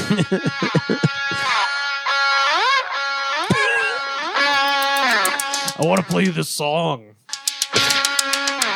Please just listen to it. He followed this woman for blocks trying to play this song for her. That's it for the message. Watching how good they do it. Children watching on my fucking sisters. One by the dead, the living lost. I think I just needed to hear this without the backstory. Oh. To be fair, this is what having a crush sounds like. It is, yeah. When you really love a like a little skittering, little skittering 9 Inch Nail beat, and then you screaming into a trash can. Oh no! It's so much worse than I thought it was going to be. Oh, it's got a trap beat though too. This is the same song? This is the same song. Oh, yeah. At least it sounds a little different. Yeah, he's trying to vary it up. He's got a lot of influences to meld here. Oh wait, you know what? I take this back. This is a new song called Explosions of Sinning. My bad, it did change. It does sound like sin to me. Wait a minute. So he does this in front of cops. Yeah, so I don't think they let him play the song. Now, he played the song. Okay, they didn't get far into this. He says to the cops, he literally followed this woman like 3 blocks in his car, like presumably with this blasting, be like, just listen to it. You'll love me if you hear it. Please, you just need to hear. Well, no one likes it like a guy who, even beyond him being like a creepy predator, like no one likes a guy who's like, you got to hear this thing that I recorded on my phone right now. Like here, just right now, you and me in this moment. I'm going to hold you hostage until you listen to this thing. God. Even my best friend playing my favorite song, if I don't want to hear, I fuck you. Yeah, I don't want to hear it. This is an invasion. Fuck this. Leave me alone. If I remember to play it later, I will. Yeah. But, leave a suggestion. But I fucking hate it when people force you to watch or listen to something. Oh, well, we got to hear Ego Beings Are Maggots. Just a little taste of more of the rock and roll side, man. Right. This guy's like he doesn't just have one gear. No, he's got all the gears. Actually, all the gears in his brain have snapped off. It is just a free spinning wheel of madness.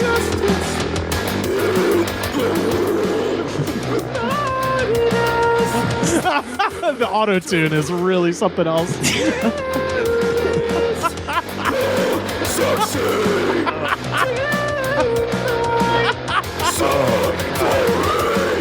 Oh God! It's like something you would play in like a hostage situation to like drive. It was a hostage situation. They're both working together. Yeah. This woman can't fucking leave. This is a horror movie. That's what I'm saying. Just imagine working at a Cracker Barrel, already a nightmare situation, and just being a woman existing in the world, already kind of a nightmare situation.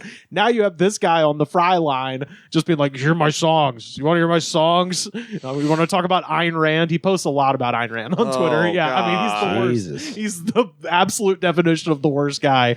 And yet he makes the best music I've ever heard. I know. It's it's crazy. What a fucking that's terrible, man. Yeah, he's like Kanye. I was gonna say, exactly. He's like he's like Kanye. He's a terrible guy, but boy, those beats. The resonance he gets out of that paper bag he's screaming into. Yeah.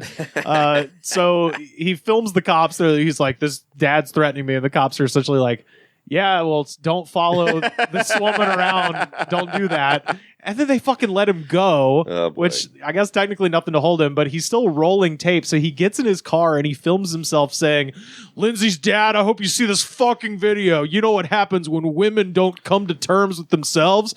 Bad shit happens." Which that is a terroristic threat. And he got booked in jail last week.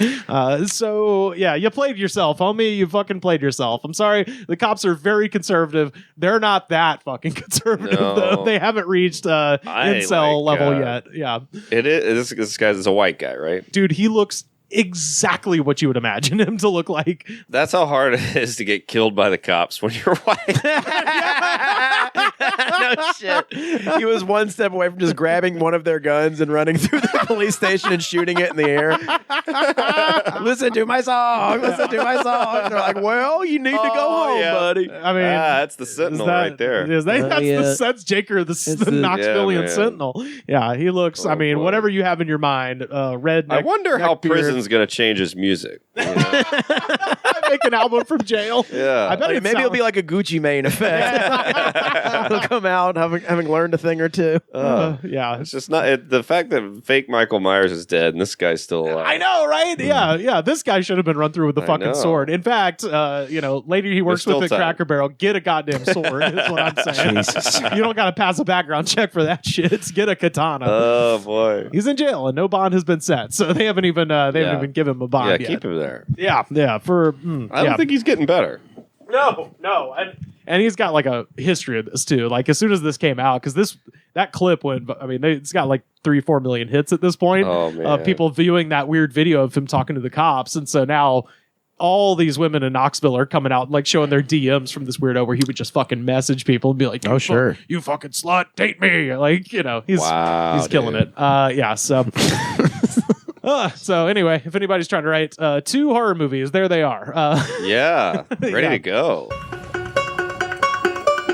Here's my suggestion. Leave her alone. Well, this is one song I made, and this was the final chance I was going to have. Here's my chance. Here's my advice. It's over. Leave her alone. Okay. Fathers will hurt you over their daughters. Yeah, but that's the thing is she needs to have her own free will, man. You don't understand. I'm a man myself, bro, and I have needs myself. She's choosing her free will by telling her daddy what happened to you, and I'm telling you, stay away from her because he will hurt you probably. She's being controlled by him. That's fine. That's fine. That's her choice, right? Free choice, free will. I think she should go do porn. Okay, you need to leave. It's legal. You need to leave. Well, we're not doing anything. You need to leave. I'm having a discussion on. I'm having a discussion telling you to leave. Are you threatening me with arrest? I'm not threatening you. I'm telling you to leave. Fellas, we have time for just one more segment. And of course, this is our jam of the week. And of course, this week, how much does this jam of the week weigh? 16 fucking stones, baby. This is Bush Glycerine. Oh, man. Something that people just aren't fucking talking about. And that is that British bands have started some of the shittiest music ever. Beatles, Stones, Zeppelin, great, but I thought you were excluding those as examples. No, but what I'm saying is, but the darkness. Lest we forget, Def Leppard gave us hair metal, and Bush gave us fucking butt rock. All right, so Great Britain, you got a million legendary bands. But, it's just hard after what we just heard. This is like this is really setting good on my ears. Yeah, this is very pleasant compared to compared so to. You shouldn't have played that than this. Well, I mean, they also didn't Bush calm down Woodstock '99 after Korn Oh yeah. Did you watch the Woodstock '99 documentary? No, everybody keeps telling me to. Oh, dude, there's this part where apparently Korn got everyone so riled up that it was nearing a riot, not where it got with Limp Bizkit, and then Bush calmed everyone down because no one cared about seeing Bush, I guess. Yeah. But so that's I guess it's doing the same for the effect, effect for us after hearing that trash can guy. But yeah, so this video has 67 million views on YouTube, and they are currently sitting at what is it? 10,784 comments, and y'all found the best. Let us now dive down into the comment section of the video for Bush's Glycerine. First up, Only in Time from 9 months ago. My dad is married to my ex and owns my house. That is drama on drama on drama, brother. That is normally these are way too much information. That's they're just the right amount of information. It's succinct. I like that. I need to know more. What I love about it is that is kind of related to this song. I mean, yeah, that's what it's about. That's what this feels like. Yeah, Gavin Rossdale's dad did marry Gwen Stefani, and they own his house. It's a sad situation. Rescue Straws from 1 year ago.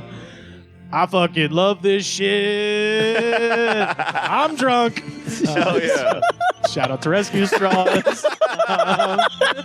Good comment. Most YouTube comments could be that. This one got weird. I'm not going to lie. This one got really weird. Cyrax Stone from 1 year ago. I did this chick who looks like the guy from Bush. Zero regrets. Good times. Anyone who says I did this chick, that's a bygone age of verbiage there. What if the guy from Bush is just the laziest trans person ever? It's just like, no, I'm not that guy from Bush. I'm a chick, for real. All right, dude. No regrets. Mateo's Mine from 3 years ago. And I always try with these where I think it might be someone being funny to look at their profile. This guy doesn't have any videos. Usually people trying to be funny or pushing something. They want you to click their shit. So I think this guy's being earnest. Mateo's Mine 3 years ago. Driving through the Texas Hill Country. My chick flicking a cigarette out the window, not looking at me because I'm covered in the blood of someone that hit on her at the party. This is like another Mike Lindell situation. God. This song, our song, comes on, and I'm trying not to crash the car because she's blowing me. The fucking 90s. Wait, is she flicking a cigarette or blowing him? Doing both. Well, you know. She exists on two parallel. This is a good woman. Dimensions. She can do a lot. I was going to say. Well, that's why she's getting rid of the cigarette, because she is, her mouth is, obligated at that point. Obligated? Oh, dear. Synthetic Division from 3 years ago. Many moons ago, in the mid-90s, my family dragged my older brother and I to some Christmas party on the base that my dad was stationed at. For some reason, they were doing karaoke, so my brother got up and sang this. He embarrassed the shit out of our dad. That moment lives in infamy in my family. Your dad sucks if he's like... I think most people don't understand what a comment is. Oh, no. Oh, buddy. That is not a comment. Most people... This section has taught me everything. Everyone treats it like a forum. Oh, yeah. For which to speak their truth. If Google could get half the engagement on Blogspot, where this type of shit is supposed to go, that they do off of YouTube, the Blogspot would be doing better. The people who are drunk and being like, this song fucking rules. Like, they're the only ones staying on topic. Yeah. I love those guys. You're going to love this guy. Aw Shucks, motherfucker, from 4 years ago. That's the name of, that's his handle? Aw Shucks, motherfucker. Oh, yeah. That's a good album title. I'd call an album Aw Shucks, motherfucker. 4 years ago, the first time I heard this song was over a sound system at a Hawaiian resort. My family took a trip when I was about 11. I was soaking in a hot tub, eating teriyaki with some cute girl I met there. Basically, every one of my five senses was in heaven. Oh. It's like, you're eating in the hot tub? You disgusting You pig. Yeah. It is, but isn't that the dream? I mean, it is. We all want to. This is why you have to buy. But he's at a Listening resort. to Bush, eating teriyaki in a hot tub. with a cute girl. I'm 11. We're definitely fucking. And we're fucking. And we're fucking. We're fucking. That's one of my senses. Fucking is one of my senses. My dick sense. I got my nose sense, my dick sense. Is that the porn version of Sixth Sense? Yeah, everybody's seen the dick sense. Okay. The twist is I fucked her. Whoa, dude. That's the twist. Firing Blind from 3 years ago. This is going to sound super cliche, but before I got jaded, pessimistic, I call it realism to others and beaten the fuck up by good old life. Damn, this dude is deep. I had a bit of optimism, probably bred of naivete, not knowing the roadblocks, the bullshit, the things they drag you down and beat you up. Those were good times. All I had were possibilities, or so I thought. This music brings me right back to that time. Oh, man. Oh, boy. It sounds like you got your ass kicked a lot. I just got to say, this song does not sound optimistic. I know. No. This is a section I call bars. This person thinks they can rap, so I will attempt to read these lyrics. What a strange song to promote one's rapping skills. Mitch Malloy from 4 years ago. What up, Tom and Corey? Remember me then? Now I'm rapping. Making shit happen in the middle of the world, where the Pure Cure tour is God's plan for my mission. I believe what the kids see dad's other job, they'll see dads do. No facade. When it comes to the tree swaying and flow, I'm not breaking. Shot the beast, I'm getting unleashed. Oh. Okay. All right. It does go nicely with the beat. Yeah, that's It does, yeah. It's definitely. The steady beat of Glycerine. Yeah. This person, I'm going to go Scandinavia of some sort. Rogenvalder Asbjorn from 4 years ago. Asbjorn? Asbjorn. All right. Asbjorn from 4 years ago. When this came out, I was sharing my flat with Ben and Nico. Plenty beer, cheese, Viennas, and weed, and cigarettes, and PlayStation, and Sega Saturn, playing Earthworm Jim, Booger Man, etc. I remember Booger Man. Going to keg. Shit, this brings back memories. Wow. I think the one thing we all agree on, it does bring back memories. Yeah. Some of the memories are not related. But this will trigger memories. A couple more here. Saltress from 4 years ago. Kryptonite and Glycerine. What a combination we were. I needed you too. We let the days go by. You couldn't have been easier on me. You settled. I won't ever. There are no substitutes. You still need to make things right between us. You know that. Don't let any more days go by. If you do, it's on you. Fuck Pride. July 2018.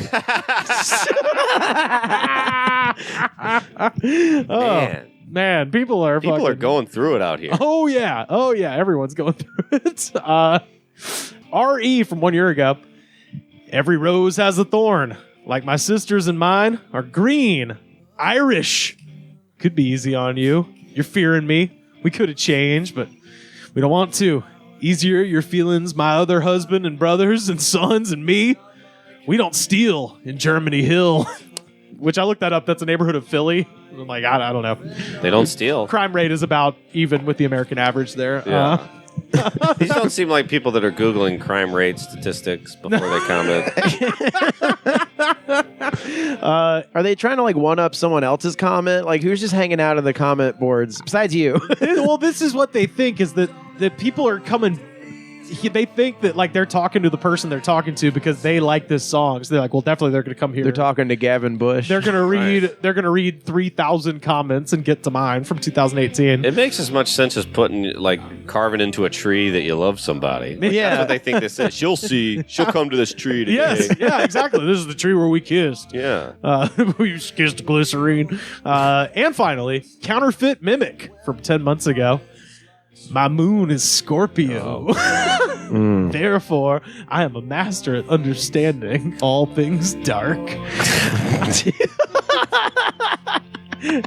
Now, my guidance counselor at middle school used to say the same shit. The next sentence is fucking amazing considering what we're doing. I am burying this in the YouTube graveyard for the special ones to dig up one day. It's like, hey, 10 months later, bitch, you didn't bury it deep enough. We found it. 6 feet deep every time. The robots and surface people who are remotely controlled won't be able to understand any of this. Love, Blake Stackhouse.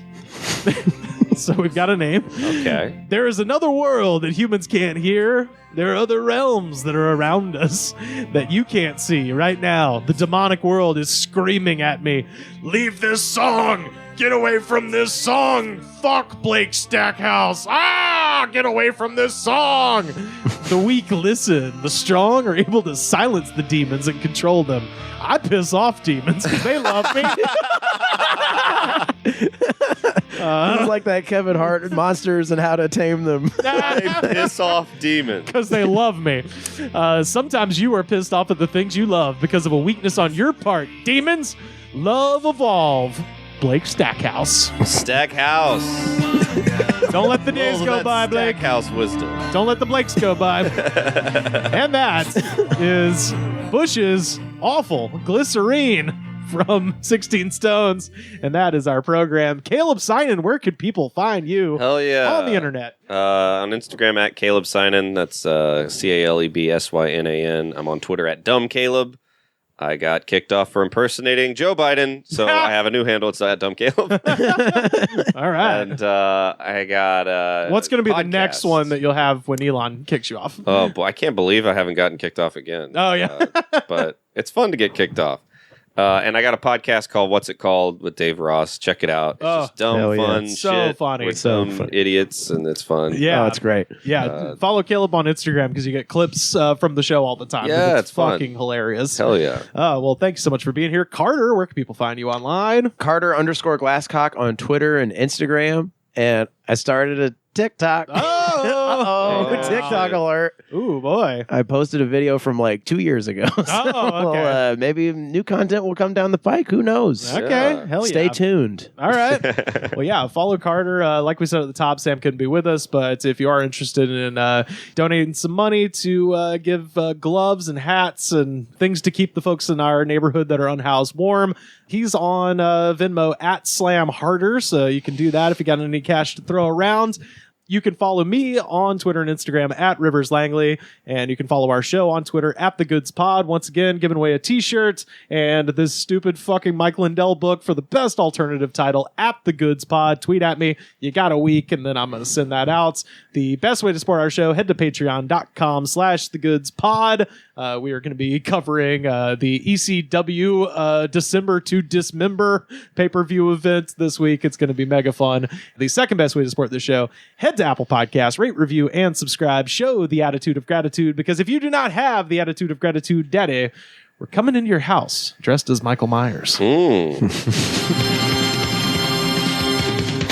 The Goods from the Woods was recorded and edited by me, Rivers Langley. You can find our show on Twitter at The Goods Pod. Our theme song was composed by Jonas, the Space Cowboy. This was a Brain Freeze podcast.